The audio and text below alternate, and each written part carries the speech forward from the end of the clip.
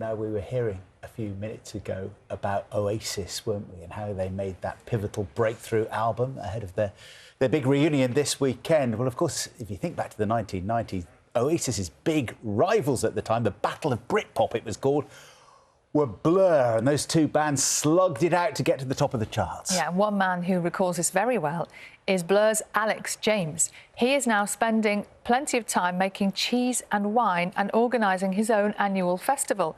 We're going to talk to him about that shortly. Alex James is here now. Good morning. Good morning. Happy Cheers. Days. Happy days indeed. Yeah. And we talked about that battle with Oasis, of course. Yeah, you won. Well, I think everyone was the winner. Oh, that's interesting. Yeah, I think everyone probably was. It really was a golden age for British music, the 90s. It wasn't just Blur and Oasis. You know, there were so many other great bands. It's hard to believe, actually, that for hundreds of years, Britain was known as the land without music. You know, Handel did Messiah, you know, hallelujah. And they're still singing that hundreds of years later. But really, for hundreds of years, no music came out of Britain. And that we've actually, for many decades, Britain was seen as the land without food. But we're into a kind of British food revolution now, I think. Do you feel it's a similar kind of renaissance going on now as you felt back in the 90s with music? I do think it's a genuine renaissance. You know, British food was kind of knocked sideways by rationing in the Second World War. You know, we ran out, so cooking skills weren't passed on. But so over the last sort of 20, 30 years, we've suddenly got it all back. I think it's really hard to be in an indie band anymore, but like being an independent food producer, you know, looking good. Surely quite hard? No? Oh. Well, I mean, everything's hard if you want to do it well, but so yeah, I mean, I think food has kind of replaced music in many ways as the kind of new rock and roll. And how has that happened? Because you're right, you know, lots of people, for example, if you went to France, everyone would say there many years ago that the food there was so much better, or Italy, so much better.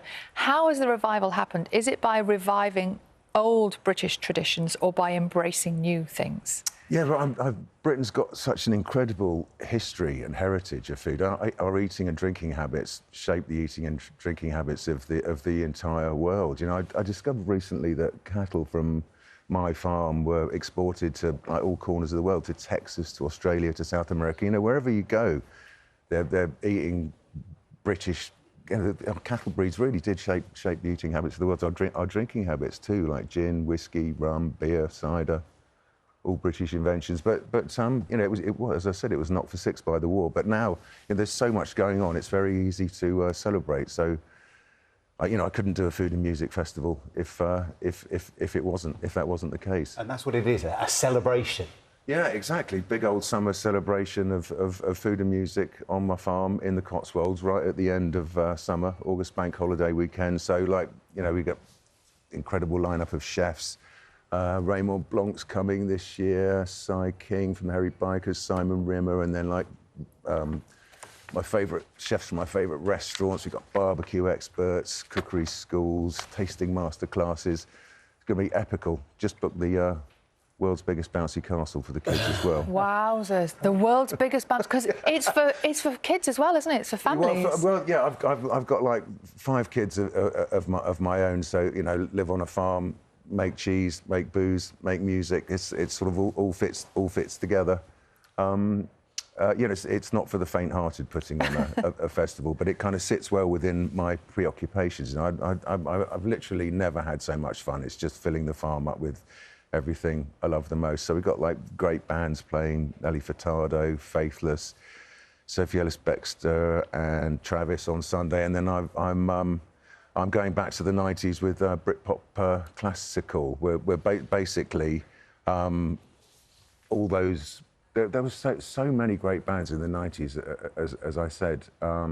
So I'm kind of taking all the biggest hits from that time and kind of doing them with an orchestra and lights and lasers and pyros. It's going to be epic. 90 minutes of hits. How do you choose what to play? Well, I mean, that's the thing. You want 90 minutes of hits, really. That's what you want from your headliners, and you never ever get that. You know, even you know, Blur have got like half an hour of good ones. I mean, after 2 months of looking at it, we got it down to 4.5 hours of hits. You know, it's been a real challenge picking out the best ones. But a lot of the songs from that time did feature brass sections and horn sections. They orchestrate really well, and it just gives it, you know, and a lot of those bands aren't together anymore or hate each other, or, you know, some of them are sadly no longer with us, you know. So, and it's incredible how that music, you know, clearly this Oasis tour is like the biggest thing that's ever happened. That music from that time does still really resonate with kids today. How will you feel watching them back together this summer? Because, like you say, they're going to be everywhere, aren't they? Yeah, well, I'm going to be playing a couple of their songs on my farm, for sure, yeah. I mean, are you going to go and watch them live? I think I'll probably listen to it. No, I'm delighted for them. I really am. Not sure I'll be going, but listening. It is going to be massive. Are they going to be able to stay friends throughout this entire tour, do you think? Well, if the Blur reunion in 2023 is anything to go by, it was just, I mean, it's incredible how healing playing music together is, actually. You know, I think it'll be magical for them. Oh. That's positive, because I know a lot of people who've got tickets for later in the tour are slightly anxious about whether the Gallagher brothers will still be speaking to one another. Who are you talking about there, John? Yes. Whether it'll still be happening. But you have every confidence, do you, that it's a positive thing? I'm sure it'll be fine. Yeah. Great stuff. Oh, it's great to see you, Alex. Thank you so much for coming in. And the big festival takes place over the August bank holiday weekend. And as Alex mentioned, it's in the Cotswolds on his farm.